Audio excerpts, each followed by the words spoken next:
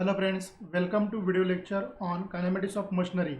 In our today's session, we learn about the centrifugal tension, maximum tension in the belt, condition for transmission of maximum power, as well as initial tension in the belt. So let us start with the centrifugal tension. Since the belt is continuously runs over the pulleys, therefore some centrifugal force is caused whose effect is to increase the tension on both tight as well as slack sides. The tension caused by the centrifugal force is called centrifugal tension. At lower speed, less than 10 meter per second, the centrifugal tension is very small, but at the higher belt speeds, more than 10 meter per second, its effect is considerable and thus should be taken into account. Consider a small portion PQ of the belt subtending an angle d theta at the center of pulley. Let m mass of the belt per unit length in kilogram, v linear velocity of the belt in meter per second, r radius of the pulley over which the belt runs in meters, and Tc indicate the centrifugal tension acting tangentially at P and Q in newtons. We know that length of the belt PQ is nothing but R d theta. Okay, so mass of the belt is nothing but the m multiplied by R multiplied by d theta. Therefore, the centrifugal force acting on the belt PQ is nothing but force FC is nothing but the mv square. Okay, mv square by R. This is the basic formula with us. From this basic formula we can write mr d theta into v square by R. So we can get this relation in this way, mr d theta into v square by R. Here R get cancelled, we can get this relation as m d theta into v square. The tangential the centrifugal tension Tc acting tangentially at P and Q keeps the belt in equilibrium. Now resolving the forces horizontally and equating the same, we have to resolve this force, resolve this one Tc. The component of this Tc vertically in upward direction will come, and here we can get the another component in horizontal direction. Now as far as concerned with this one centrifugal tension was in horizontal direction, so we'll just focus on the horizontal component only. So we can get the horizontal component of this one is Tc sine of d theta. Okay, so here d theta by 2. Okay, so the two forces will come. If I consider this Tc, okay, the component of this one along the horizontal direction is Tc into sine of d theta by 2, and the component of this Tc is again Tc into sine of d theta by 2. Okay, and this component with us Fc. If you just see here, the two forces running towards the right direction and one towards the left direction. Okay, and for the equilibrium we'll just equate the three forces. Okay, so we can equate these forces, we can get this relation in this way. Now what's about the Fc? The relation for the Fc already with us, m into d theta into v square. Okay, now this angle theta is very small, therefore putting the value for this sine of d theta by 2 as d theta by 2. Okay, now we can get this relation in this way, Tc d theta by 2 plus Tc d theta by 2 equals to this term. Okay, so in this way you can get the 2 Tc into d theta by 2. Okay, equate with this one, m into d theta into v square in this way. Now what's about this one?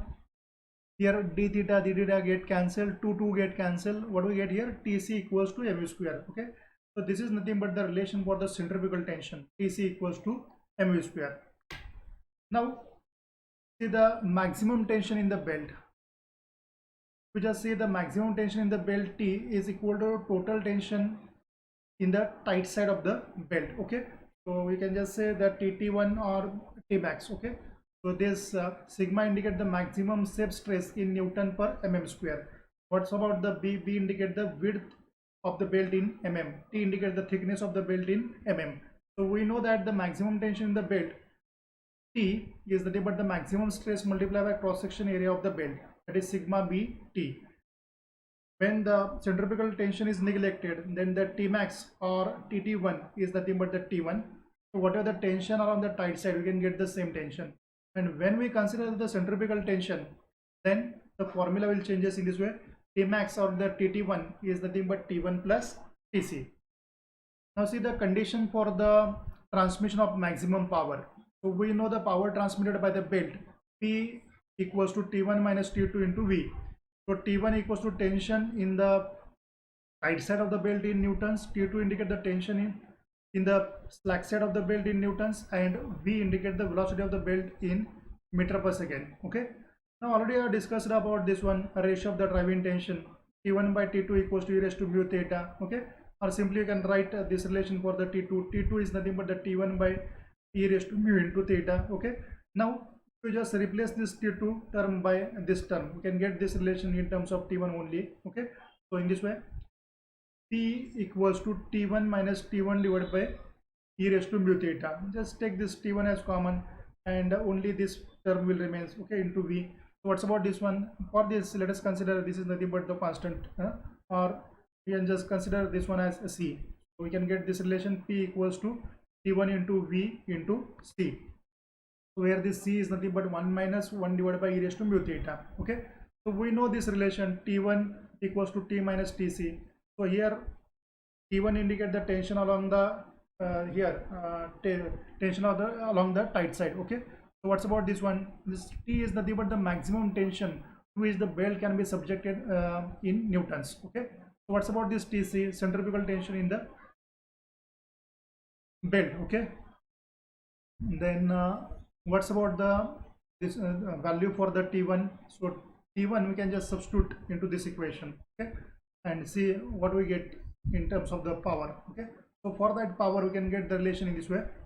So T1, for that T1 we have substituted this one T minus Tc and V and C term as it is. Okay.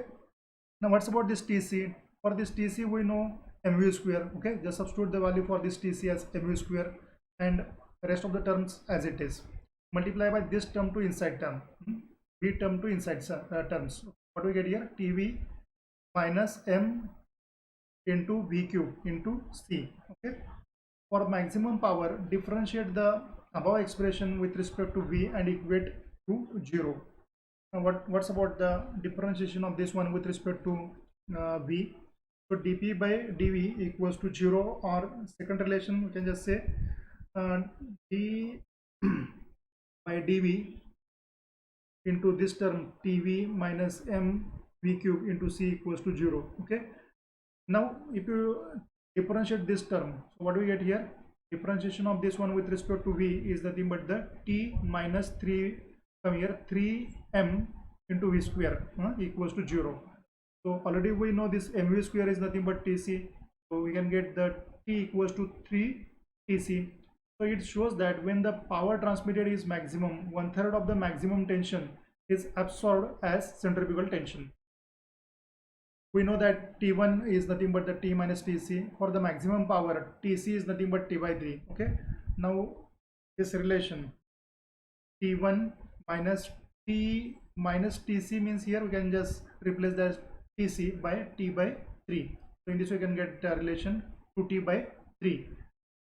Now from equation number 4, in this way a relation with us can get the velocity of the belt for the maximum power, that is V equals to square root of T divided by 3 by m.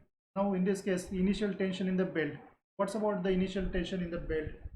So when the belt is wound around the two pulleys, its two ends are joined together so that the belt may continuously move over the pulleys. Since the motion of the belt from the driver and the follower is governed by firm grip, due to friction between the belt and the pulleys, in order to increase the grip, the belt is tightened up. At this stage, even when the pulleys are stationary, the belt is subjected to some tension. This tension is known as initial tension. So T0 is nothing but T1 plus T2 by 2, neglecting the centrifugal tension. If I neglect the if I consider the centrifugal tension, the formula will changes in this way: T1 plus T2 plus 2 Tc by 2. I hope that whatever the points discussed in today's session clear to you. Thank you.